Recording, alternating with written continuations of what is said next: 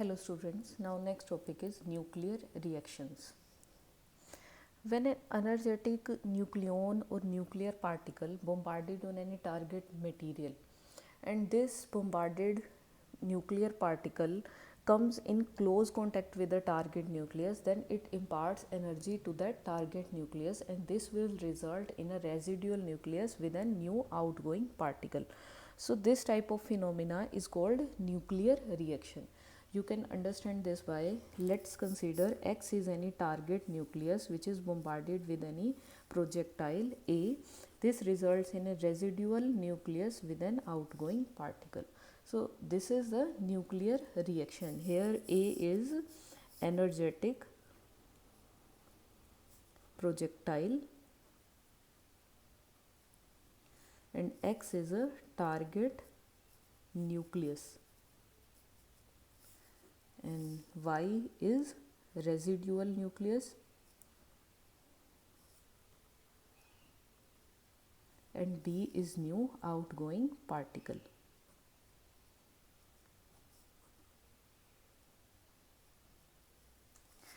Here energetic particle may be either any nucleon, nuclear particle, or this may be any gamma photon. And here outgoing particle may be either a nucleon, means either proton, neutron, alpha particle, neutron, or maybe multiple of nucleons, or it may be gamma photon. So this type of phenomena is called nuclear reaction. Rutherford first scientist थे जिन्होंने 1919 में first nuclear reaction produce की थी. उन्होंने natural radio active element से emit होने वाले alpha particle को नाइट्रोजन पर बॉम्बार्ड कराया, जिसका मास नंबर क्या है 14, and this results in oxygen 17 with an proton. So this type of reaction is nuclear reaction. After Rutherford in 1932 scientist थे कोक्रॉफ एंड वॉल्टन, जिन्होंने आर्टिफिशियली एक्सेलरेटेड प्रोटॉन लिथियम पर hit करा के न्यूक्लियर रिएक्शन प्रोड्यूस की थी. उन्होंने लिथियम 7 पर artificially accelerated means nuclear accelerator से एक्सेलरेट करके लिथियम टारगेट पर हिट कराया and this results in helium 4 and helium 4. So this is nuclear transmutation of an element. Today with enhancement in technology, it is common to produce nuclear mutations in lab. So this is all about nuclear reactions कि क्या है nuclear reactions. So nuclear reaction को in general 2 categories में classify किया गया है. First is the compound nuclear reaction and second is the direct nuclear reaction. So first nuclear reaction क्या है? फर्स्ट इज कंपाउंड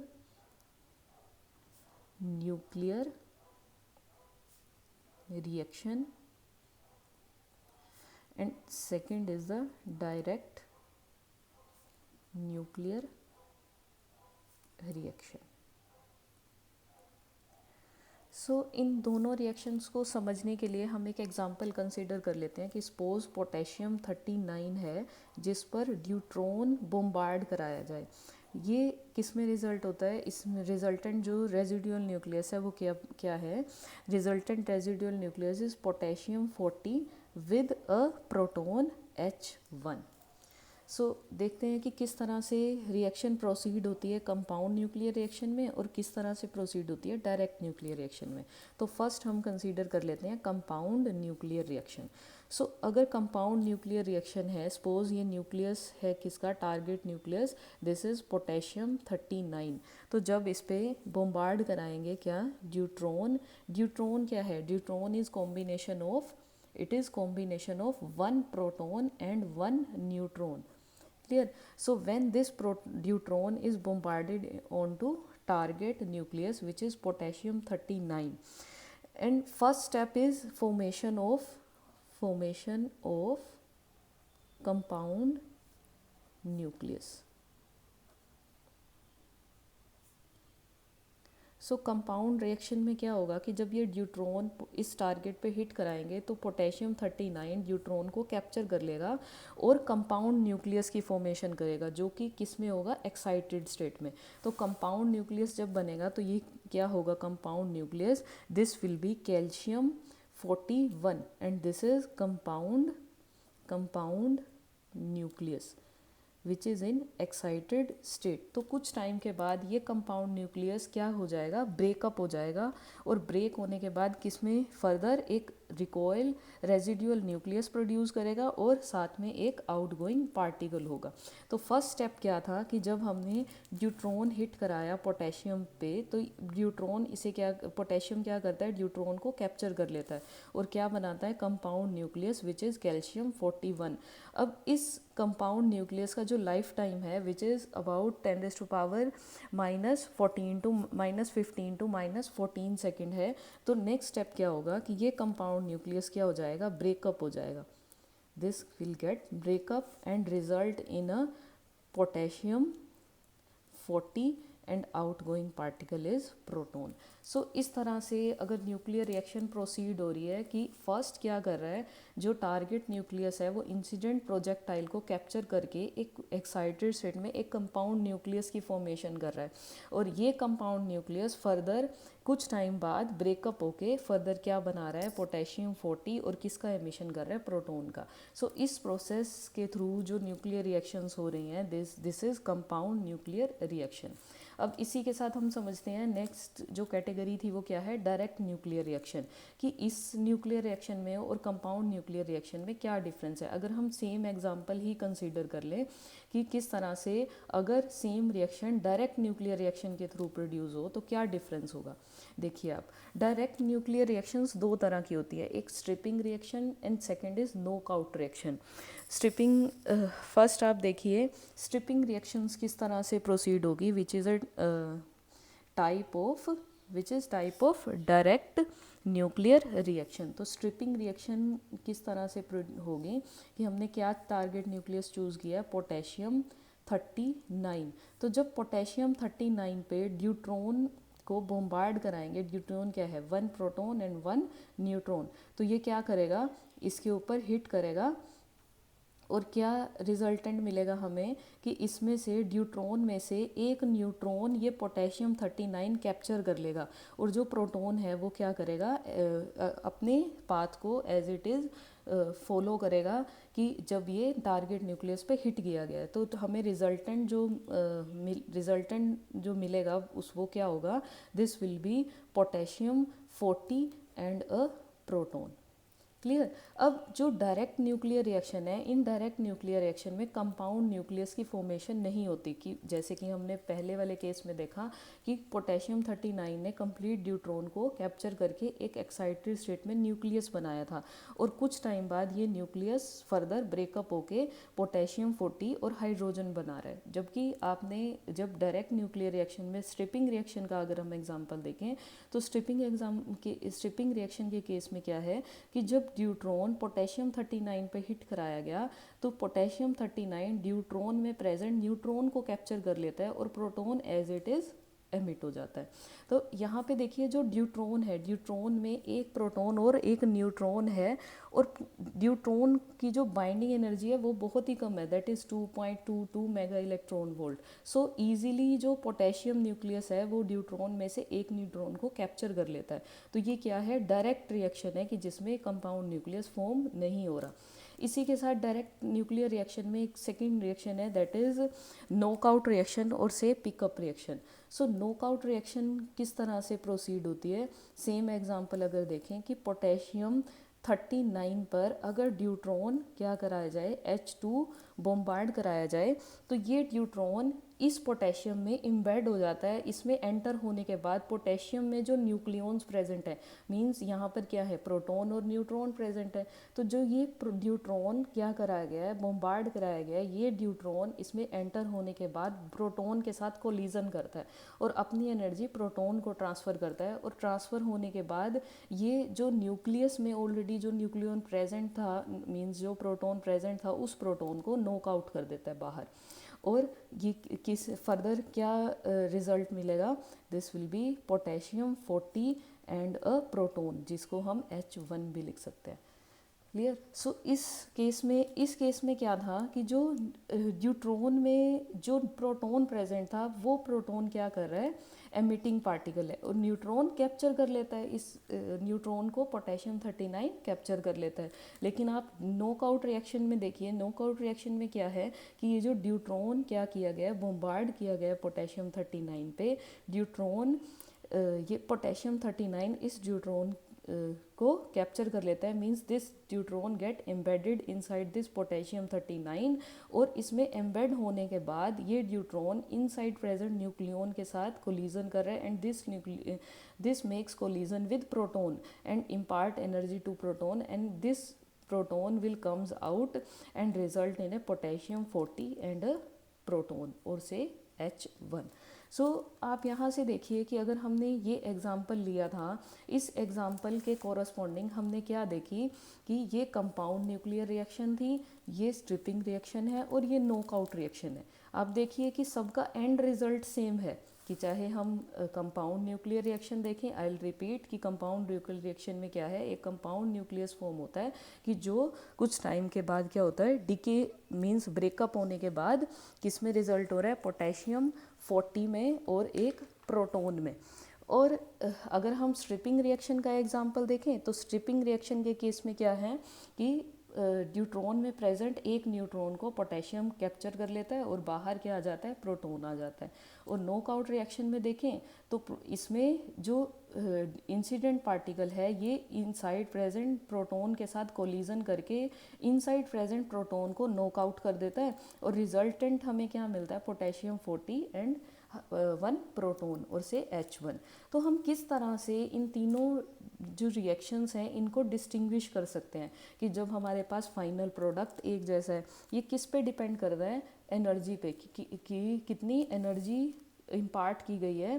कि आप यहाँ से देखिए कि अगर न्यूट्रॉन इस पे इंसिडेंट किया गया है तो इन्हें डिफ्रेंशिएट करने के लिए हम क्या स्टडी करते हैं, इनकी डिफरेंशियल क्रॉस सेक्शन को स्टडी किया जाता है, क्योंकि जो डिफरेंट एंगुलर डिस्ट्रीब्यूशंस है ईच रिएक्शन के corresponding that will be different, और by studying differential cross section हम इन तीनों रिएक्शंस को डिस्टिंग्विश कर सकते हैं कि जिनका फाइनल प्रोडक्ट सेम हो। इसी के साथ साथ एक क्वांटिटेटिव मेज़र है कि जिसकी हेल्प से हम इन तीनों रिएक्शंस को डिस्टिंग्विश कर सकते हैं, that is nuclear transit time. Nuclear transit time क्या है, न्यूक्लियर ट्रांजिट टाइम, या फिर इसे हम क्या बोलते हैं, this is natural nuclear time, natural nuclear time. Clear. अगर हम यहाँ इन तीनों रिएक्शंस के लिए नेचुरल न्यूक्लियर टाइम देखें तो इन नेचुरल न्यूक्लियर टाइम की हेल्प से भी हम तीनों रिएक्शंस को डिफ्रेंशिएट कर सकते हैं। जैसे कि आप देखें कि इस रिएक्शन में क्या है, एक कंपाउंड न्यूक्लियस फॉर्म हो रहा है और उसके बाद फर्दर ये कंपाउंड न्यूक्लियस डिसइंटीग्रेट होता है। तो ये जो इसका टाइम है ब्रेक होने का, कंपाउंड न्यूक्लियस बनने के बाद कितने टाइम में ये ब्रेक होगा, ये टाइम अप्रोक्सीमेटली 10⁻⁻15 सेकेंड है। मींस ये जो कंपाउंड न्यूक्लियस है ये क्या है, लॉन्ग लिव्ड है। लेकिन अगर हम इसी के साथ डायरेक्ट न्यूक्लियर रिएक्शन देखें तो इस केस में जो नेचुरल न्यूक्लियर टाइम है वो बहुत ही कम है, दैट इज़ 10⁻⁻21 सेकेंड। सो इनके नेचुरल न्यूक्लियर टाइम को ऑब्जर्व करके हम इन तीनों रिएक्शंस को इन रिएक्शंस को क्या कर सकते हैं, डिफ्रेंशिएट कर सकते हैं। सो ये क्या है, न्यूक्लियर रिएक्शंस हैं, one is compound nuclear reaction and another is direct nuclear reaction. Now after this in 1936 Niels Bohr scientist थे जिन्होंने कंपाउंड न्यूक्लियस के लिए थ्योरी इनको एक्सप्लेन किया था। उन्होंने किस तरह से प्रपोज किया थ्योरी को, उन्होंने कंप्लीट एक्सप्लेन किया कि किस तरह से कंपाउंड न्यूक्लियस रिएक्शन प्रोसीड होती है, मींस कितनी एनर्जी का पार्टिकल अगर इस पे हिट किया जाएगा और नेक्स्ट जो एमिटेड जो रेजिडुअल न्यूक्लियस है और आउटगोइंग पार्टिकल है ये कौन से पार्टिकल्स प्रोड्यूस होंगे। तो नील्स बोहर ने इन 1936 थ्योरी प्रपोज की थी किसके लिए, कंपाउंड न्यूक्लियस के लिए। तो कंपाउंड न्यूक्लियस की थ्योरी को एक्सप्लेन करने के लिए उन्होंने इसे न्यूक्लियर रिएक्शन को 2 स्टेप्स में एक्सप्लेन किया। फर्स्ट स्टेप था formation of compound nucleus and second is the disintegration of compound nucleus. जैसे कि हम यहाँ पर भी देख सकते हैं, हमने एग्जाम्पल देखा था किसका, पोटेशियम 39 का। तो पोटेशियम 39 को जब ड्यूट्रॉन हिट कराते हैं तो ये क्या करता है, फर्स्ट कंपाउंड न्यूक्लियस की फॉर्मेशन करता है which is calcium 41 and after its lifetime of approximately 10⁻⁻15 second ये क्या होता है, डिसइंटीग्रेट हो जाता है इन पोटेशियम 40 एंड अ प्रोटॉन। तो उन्होंने प्रपोज किया इसे 2 स्टेप में कि फर्स्ट स्टेप क्या है, कि फर्स्ट स्टेप में क्या होगा, कंपाउंड न्यूक्लियस की फॉर्मेशन होगी। First is formation of compound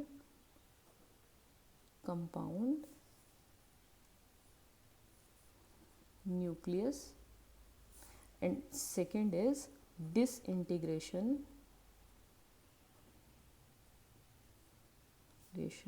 of compound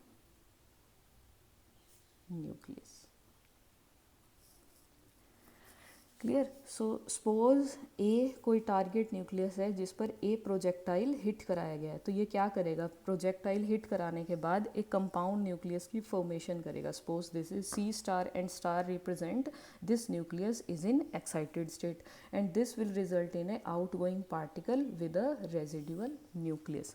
सो ये क्या कर रहा है, ये कंपाउंड न्यूक्लियस फर्दर डिसइंटीग्रेट होता है after it's lifetime of approximately 10⁻⁻15 second or it may be 10 in the range 10⁻⁻15 to 10⁻⁻14 second। तो आप यहाँ से देखिए कि हम किस तरह से इसे एक्सप्लेन कर सकते हैं इस थ्योरी को फर्दर। इसके लिए हम सपोज एक एग्जांपल कंसीडर कर लेते हैं किसका, क्रिप्टोन का। क्रिप्टोन एलिमेंट है जिसका मास नंबर क्या है, suppose let's consider a krypton which have mass number 51 and atomic number is 24। तो कंपाउंड न्यूक्लियर रिएक्शन किस तरह से प्रोसीड करते हैं, नील्स बोहर ने जब थ्योरी प्रपोज की थी तो उन्होंने ये बताया कि यहाँ पर आउटगोइंग पार्टिकल कुछ भी हो सकता है, कि जैसे यहाँ पर आउटगोइंग पार्टिकल में भी न्यूट्रॉन हो सकता है, प्रोटॉन हो सकता है, ड्यूट्रॉन हो सकता है, न्यूट्रॉन्स हो सकते हैं। तो ये कंपाउंड न्यूक्लियस रिएक्शन किस में डिसइंटीग्रेट होगा, ये इस पर नहीं डिपेंड करता कि ये कंपाउंड न्यूक्लियस किस प्रोसेस के थ्रू, मीन्स किस प्रोजेक्टाइल को हिट कराने से ये कंपाउंड न्यूक्लियस फॉर्म हुआ है। तो इसे समझने के लिए हम सपोज एक एग्जांपल कंसीडर करते हैं क्रिप्टोन 51 का, कि krypton 51 and having atomic number 24 और ये क्या है, कंपाउंड न्यूक्लियस है, तो इसके लिए हम इसे स्टार से रिप्रेजेंट कर देते हैं।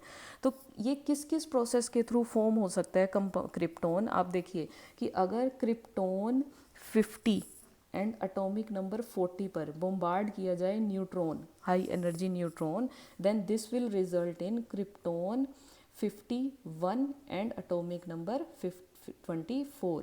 This is compound nucleus. और किस प्रोसेस के थ्रू ये न्यूक्लियस फॉर्म हो सकता है, सपोज क्रिप्टोन 24 के लिए अगर हम वेनेडियम एलिमेंट है जिसका एटॉमिक नंबर 22 है एंड मास नंबर क्या है 50, अगर इस पर प्रोटॉन को बोम्बार्ड किया जाए then this will also result in krypton with mass number 51 and atomic number 24। इसी के साथ अगर वेनेडियम 49 और एटॉमिक नंबर 23 है, अगर इस पे ड्यूट्रॉन हिट कराया जाए then this will also result in krypton 51 and 24 having atomic number. तो आप यहाँ से देख सकते हैं कि ये जो कंपाउंड न्यूक्लियस है, कंपाउंड न्यूक्लियस क्या है, क्रिप्टोन 51, ये किसी भी प्रोसेस के थ्रू फॉर्म किया जा सकता है, या तो न्यूट्रॉन की बोम्बार्डमेंट कराई जा सकती है, प्रोटॉन की कराई जा सकती है, या फिर ड्यूट्रॉन की कराई जा सकती है।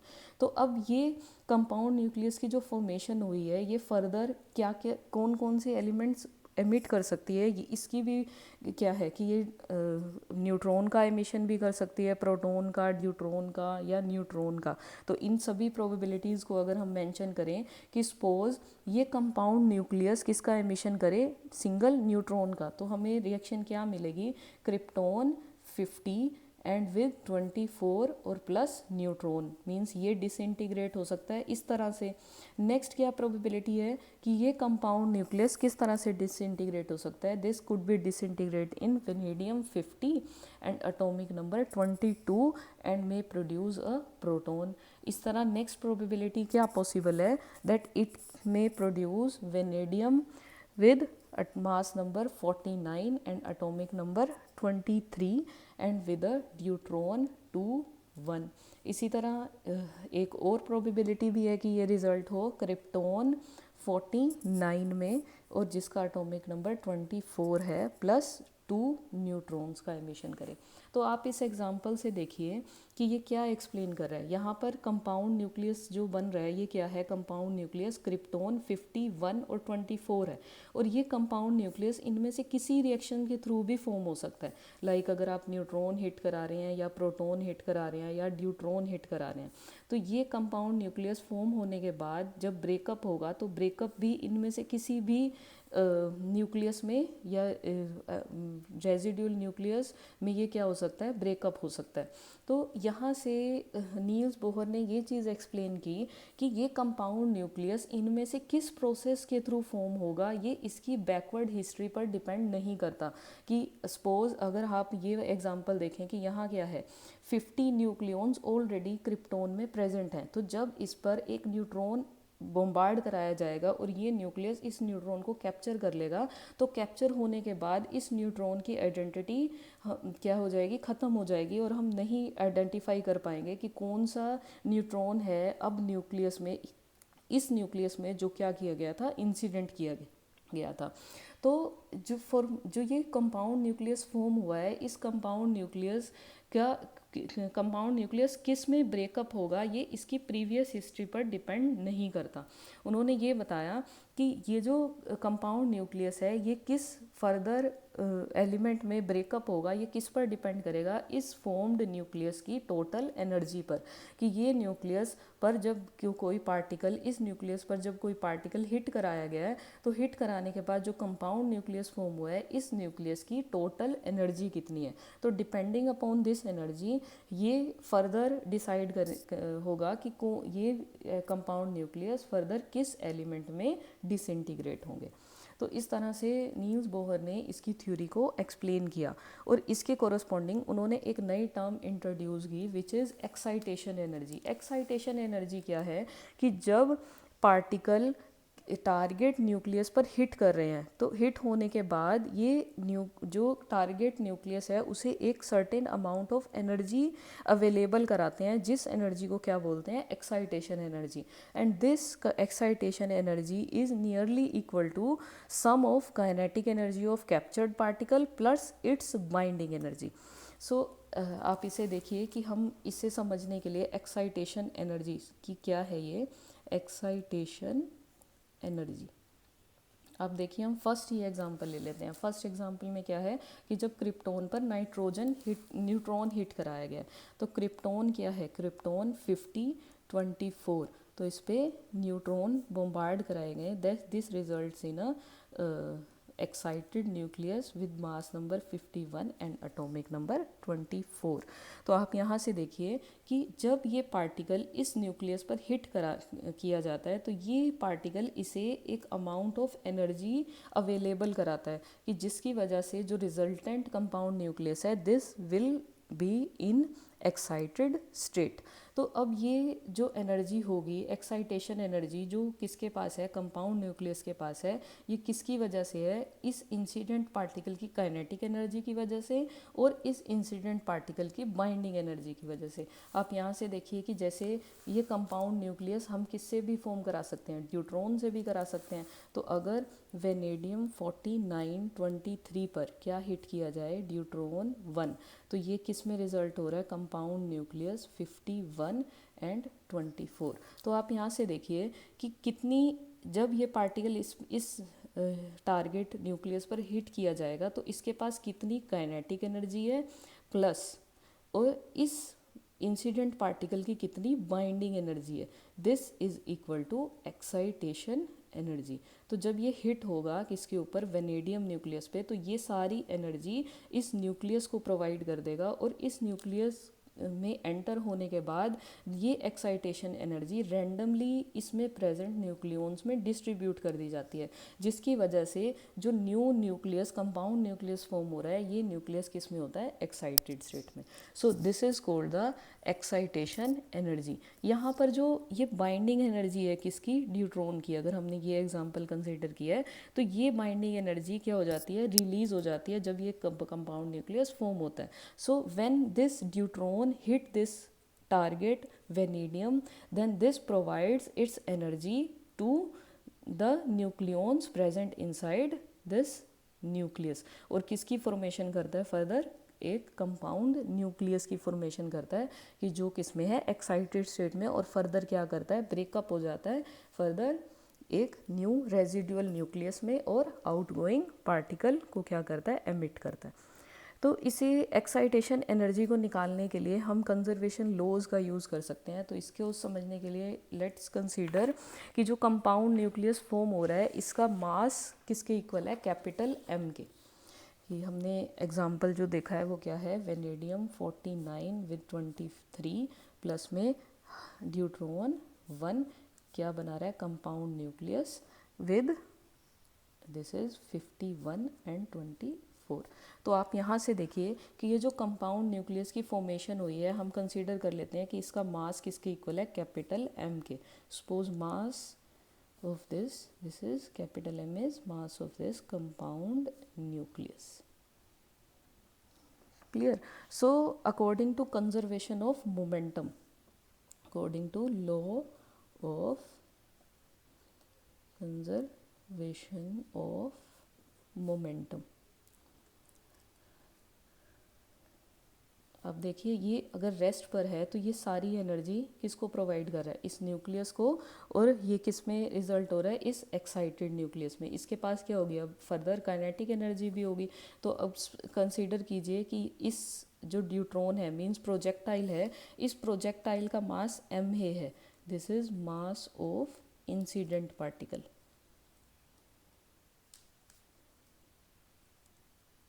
Clear. And also VA is velocity of incident particle.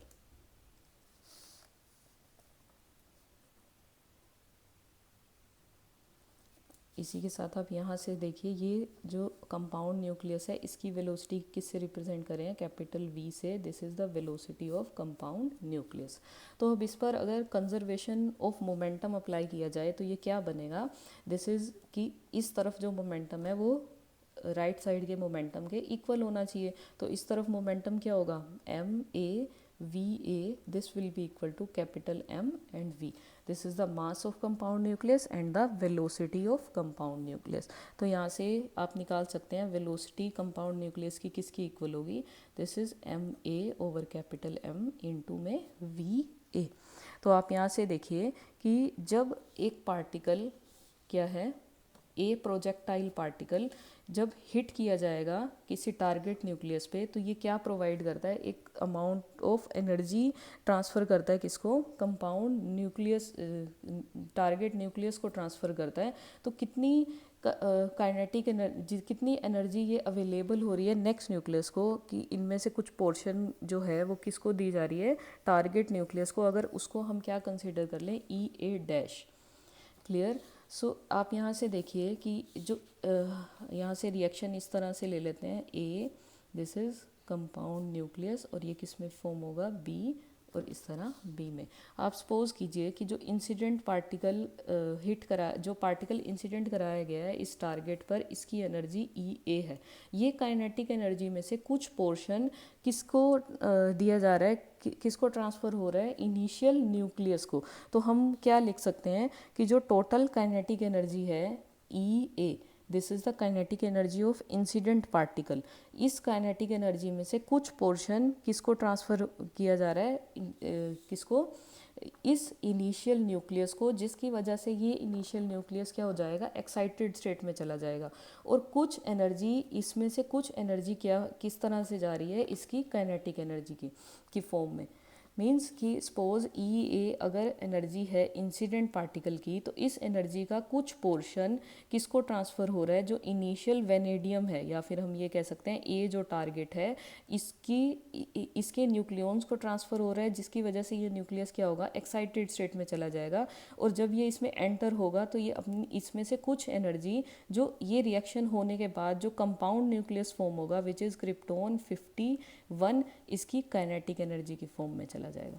Clear. तो यहाँ से जो काइनेटिक एनर्जी, अगर हम कंजर्वेशन ऑफ एनर्जी का लगाएं तो कंजर्वेशन ऑफ एनर्जी क्या होगी कि इस तरफ की एनर्जी इस तरफ की एनर्जी के इक्वल होनी चाहिए। और इस तरफ एनर्जी किसकी है, प्रोजेक्टाइल पार्टिकल की, which is E A. This E A is used as exciting this nucleus plus में kinetic energy of this compound nucleus. तो हम इसे क्या लिख सकते हैं, ई ए डैश प्लस में half kinetic energy of compound nucleus. Clear. Means इस काइनेटिक एनर्जी में से एनर्जी का कुछ पोर्शन इनिशियल जो न्यूक्लियस था उसको एक्साइट होने में यूज़ हो गया, और कुछ पोर्शन एनर्जी का जो कंपाउंड न्यूक्लियस फॉर्म हो रहा है उसकी काइनेटिक एनर्जी में डिस्ट्रीब्यूट हो गया। तो हम इस रिएक्शन को इस तरह से भी लिख सकते हैं that E A dash means initial energy का कितना पोर्शन इनिशियल जो न्यूक्लियस है उसको एक्साइट करने में यूज़ हुआ है, उसके थ्रू शेयर किया गया है, वो किसके इक्वल होगा, E A minus half M V square के इक्वल होगा। आप यहाँ से देखिए काइनेटिक एनर्जी किसके इक्वल है, this is half M A V A square minus में हाफ एम वी स्क्वायर। तो हमने यहाँ से कंजर्वेशन ऑफ मोमेंटम से v की वैल्यू निकाली थी, इसे यहाँ सब्सटीट्यूट कर सकते हैं। This is half M A V A square minus में हाफ एम इंटू में एम ए स्क्वायर ओवर में कैपिटल एम स्क्वायर इंटू में वी ए स्क्वायर। सीधे से एम से ये एम कैंसिल हो जाएगा, तो यहाँ से ई ए डैश आ जाएगा। So this is half M A V A square minus half M A square V A square over में कैपिटल एम। तो हम यहाँ से कॉमन ले सकते हैं half M A V A square को, तो यहाँ क्या बच जाएगा, 1 माइनस में M A over capital M. Clear. This is equals to E A dash. एक चीज़ देखिए आप यहाँ से, ये टर्म किसके इक्वल है, energy of projectile particle, and this is 1 minus M A over में capital M. Clear. E dash A. तो यहाँ से जो हमारा कंपाउंड न्यूक्लियस फॉर्म हो रहा है, इस कंपाउंड न्यूक्लियस को हम ये का जो मास है ये किसके इक्वल होगा, this mass of compound nucleus will be equal to sum of mass of target nucleus plus में मास ऑफ इंसिडेंट पार्टिकल। ये यहाँ पे x क्या है, आप यहाँ x की जगह कैपिटल A से भी शो कर सकते हैं, क्योंकि हमने रिएक्शन में कैपिटल A से शो किया है। तो यहाँ पर जो कंपाउंड न्यूक्लियस का मास होगा, this mass will be the sum of projectile particles mass and the target nucleus mass. तो यहाँ से आप कैपिटल M की वैल्यू इस इक्वेशन में सब्स्टिट्यूट कर सकते हैं। देखिए इसे किस तरह से लिख सकते हैं, E A this is capital M minus में एम ए ओवर में कैपिटल M। तो यहाँ से देखिए M माइनस में M A means M minus में एम ए, ये किसके इक्वल आ जाएगा, M A. This is mass of target nucleus. तो आप इसे इस तरह से लिख सकते हैं इक्वेशन को, this is mass of target nucleus over में ये किसके इक्वल है, मास ऑफ टारगेट न्यूक्लियस प्लस में प्रोजेक्टाइल। क्लियर। सो यहाँ से किसकी वैल्यू आ गई, ई ए डैश की वैल्यू आ गई। और इस ई ए डैश की वैल्यू के साथ अगर हम बाइंडिंग एनर्जी को ऐड कर दें, then this will be the total energy available and which is called as excitation energy. आप यहाँ से देखिए total energy means excitation energy किसके इक्वल होगी, this will be equal to sum of E A dash plus में binding energy के equal होगी। तो हम इस इक्वेशन को लिख सकते हैं, E A mass of target nucleus over में मास ऑफ टारगेट प्लस में projectile plus E B. This E is the excitation energy. Clear. So ये एनर्जी है जो किसके पास होगी, अब कंपाउंड न्यूक्लियस के पास।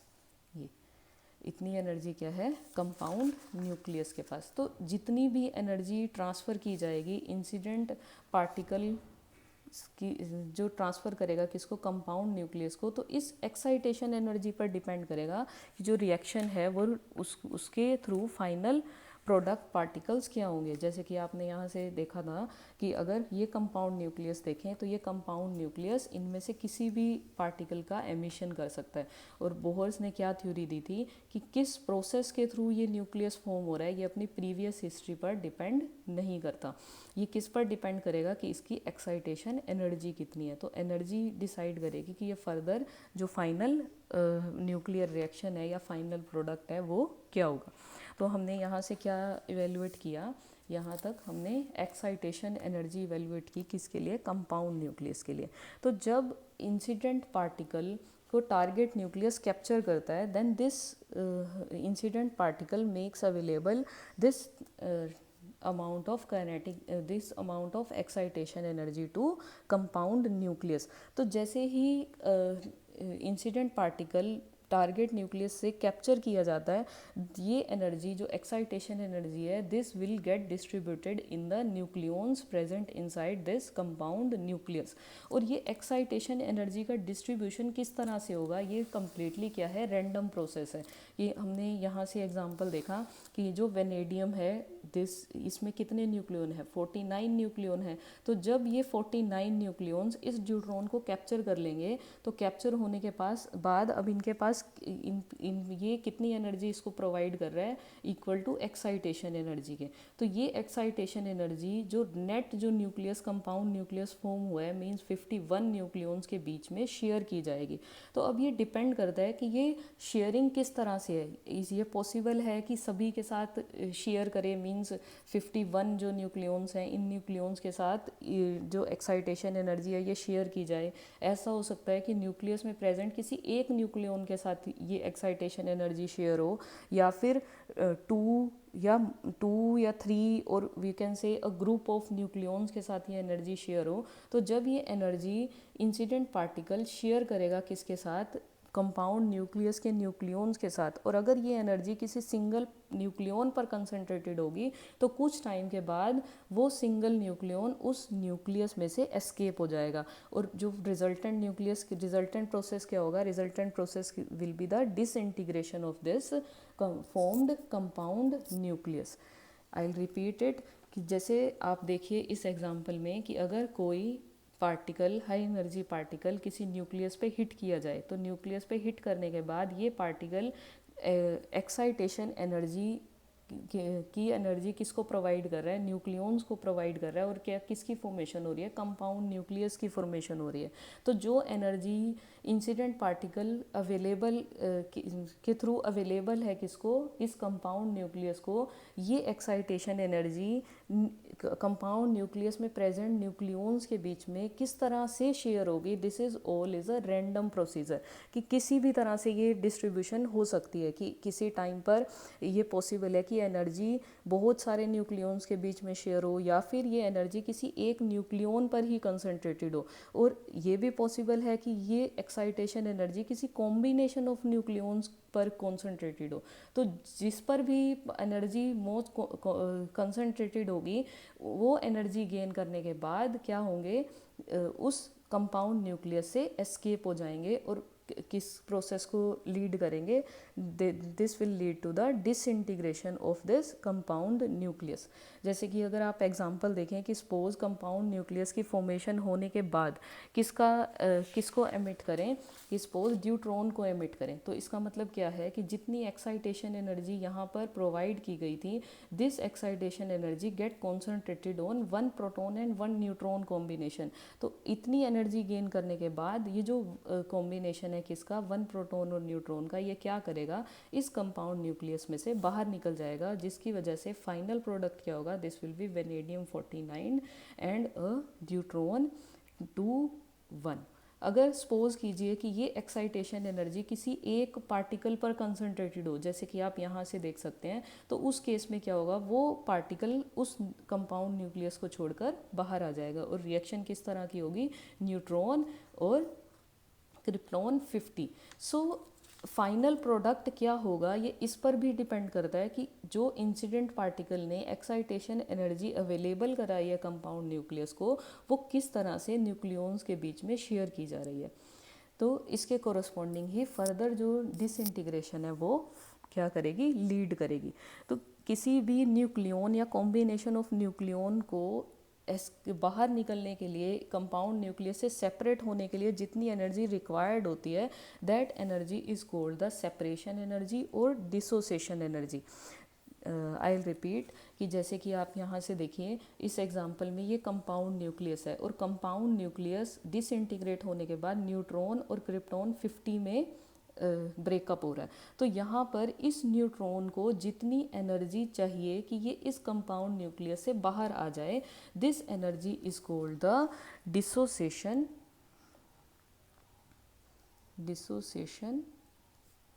एनर्जी। और ये अप्रोक्सीमेटली 8 मेगा इलेक्ट्रॉन वोल्ट के इक्वल होती है।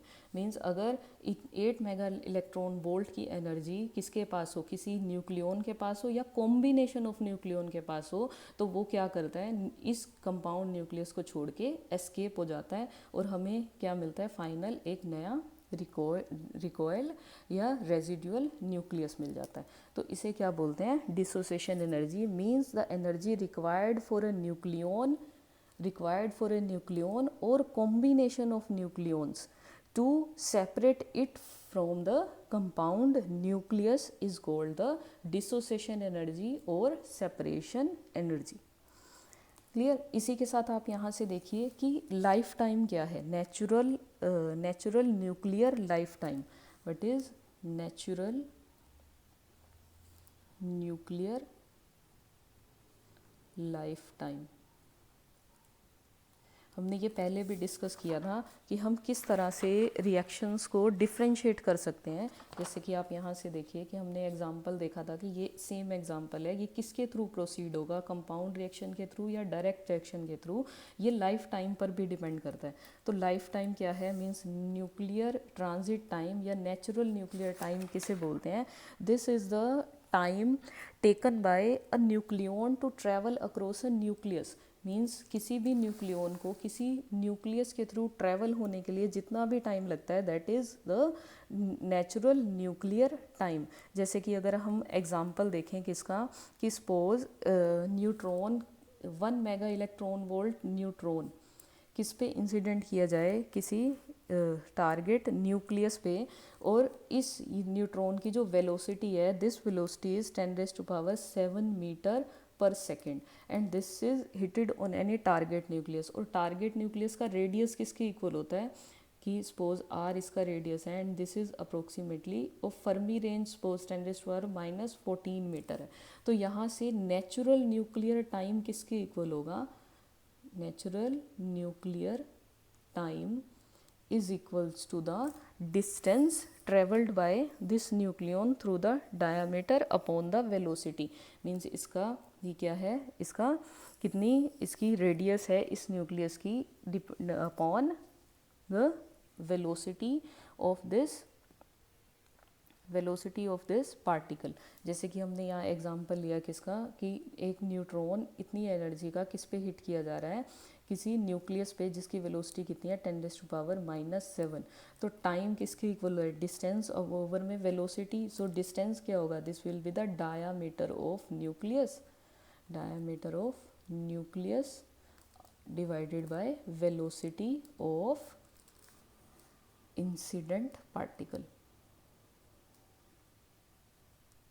तो यहाँ से अगर इस एग्जांपल के थ्रू हम न्यूक्लियर टाइम इवेलुएट करें तो ये नेचुरल न्यूक्लियर टाइम किसके इक्वल आ जाएगा, डायामीटर अप्रोक्सीमेटली किसके इक्वल है, 10⁻⁻14 metre over 10⁻⁷ metre per second. तो ये टाइम अगर आप इवेलुएट कीजिए तो ये अप्रोक्सीमेटली किसके इक्वल आ रहा है, 10⁻⁻21 सेकेंड के इक्वल आ रहा है। ठीक है। तो अगर इतनी वेलोसिटी का न्यूट्रॉन हिट कराया जाए किस पे, न्यूक्लियस पे, तो कितना टाइम है इस न्यूक्लियर रिएक्शन का, अप्रोक्सीमेटली 10⁻⁻21 सेकेंड। अगर suppose slow moving neutron hit कराया जाए कि जिसकी energy suppose slow moving neutron, तो इसकी energy velocity suppose 10⁻³ metre per second है।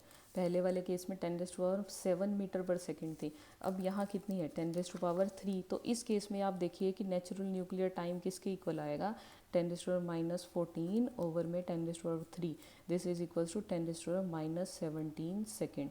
तो यहाँ से आप देखिए कि अगर डायरेक्ट न्यूक्लियर रिएक्शन अकर होती हैं तो कितना टाइम हो सकता है, this is approximately in range 10⁻⁻17 second to 10⁻⁻21 second.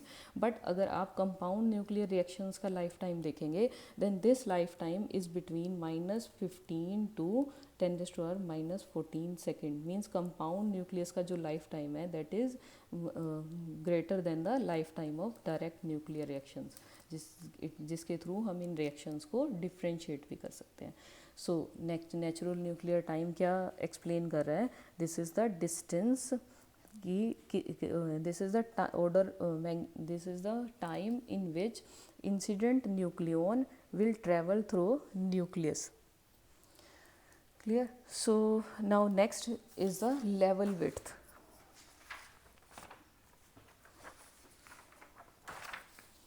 Next is the level width.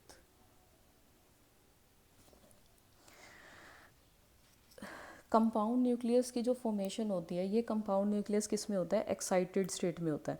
तो किसी भी एक्साइटेड स्टेट से जब ये ट्रांजिशन करेगा तो फर्दर ये किस तरह से कौन सा एलिमेंट एमिट कर रहा है, हम इसकी क्या निकाल सकते हैं, इसका लाइफ टाइम भी निकाल सकते हैं कि कितने टाइम तक जो कंपाउंड न्यूक्लियस है ये किस में रहे, एक्साइटेड स्टेट में रहे। तो अगर हम लाइफ टाइम इस कंपाउंड न्यूक्लियस के लिए इवेलुएट करें और इस लाइफ टाइम का क्या ले लें, रेसिप्रोकल ले लें, तो रेसिप्रोकल ऑफ लाइफ टाइम क्या बताता है, डीके कांस्टेंट के बारे में बताता है। तो यहाँ पर न्यूक्लियर रिएक्शन में कंपाउंड न्यूक्लियस के कोरस्पॉन्डिंग डीके कांस्टेंट निकालने की बजाय हम एक नई टर्म इंट्रोड्यूस करते हैं जिसे क्या बोलते हैं, level width. This level width is proportional to the decay constant and is equals to h over में 2 पाई इंटू में डीके कांस्टेंट, या फिर हम इसे ऐसे लिख सकते हैं h ओवर में 2 पाई रेसिप्रोकल ऑफ लाइफ टाइम।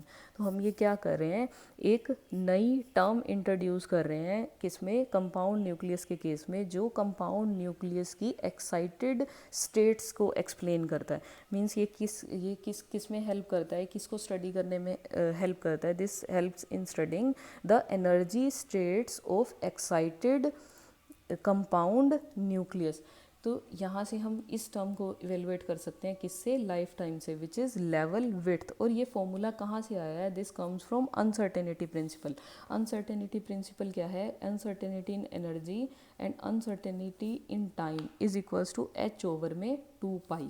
तो अगर यहाँ पे एनर्जी क्या है, लेवल विड्थ ले लें, और टाइम क्या होगा, जो लाइफ टाइम है कंपाउंड न्यूक्लियस का, तो हम यहाँ से लिख सकते हैं दिस लेवल विड्थ इनटू में life time is equals to h over में 2 pi. So this is equals to h over 2 pi into में 1 ओवर में tau. So this is the level width. Clear?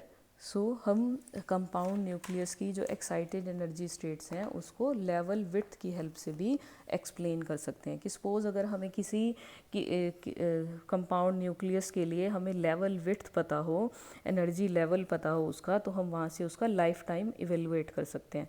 जैसे कि अगर हम एग्जांपल लें suppose किसका, कि रिएक्शन है cadmium with mass number of 113 and atomic number with 48, और अगर इस पर क्या बॉम्बार्ड किए जाएं, न्यूट्रॉन्स बॉम्बार्ड किए जाएं, then it will result in a cadmium 114 and 48 and emits क्या एमिट करता है ये, गामा फोटोन। तो ये कंपाउंड न्यूक्लियर रिएक्शन किस तरह से प्रोसीड होगी, 43 plus neutron, this will result in excited cadmium, sorry D है यहाँ, तो ये 114 एंड 48, और कुछ टाइम बाद ये एक्साइटेड न्यूक्लियस क्या करेगा, डिके करेगा and will result in a gamma photon.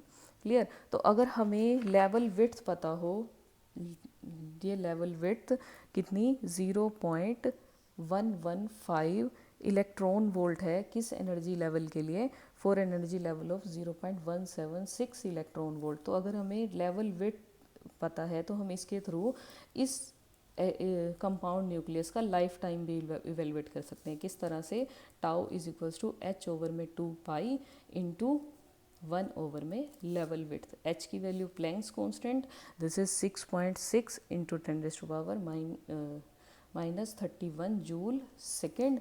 And next 2 pi की अगर आप वैल्यू पुट करेंगे फर्दर हम इसे कैलकुलेट कर सकते हैं। तो आप कैलकुलेशन करेंगे तो ये किसके अप्रोक्सीमेटली आएगा, 5.73 into 10⁻⁻15 second. So this shows that compound nucleus are long lived, इनका life time -15 second to -14 second के बीच में लाई करता है। सो इस तरह से हम इवेलुएट कर सकते हैं इसके लाइफ टाइम को।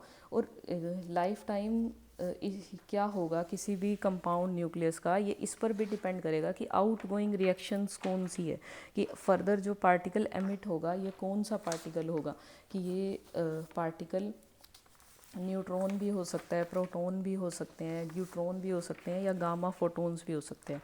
तो कोरस्पॉन्डिंगली लेवल विड्थ भी क्या होगी, चेंज हो जाएगी।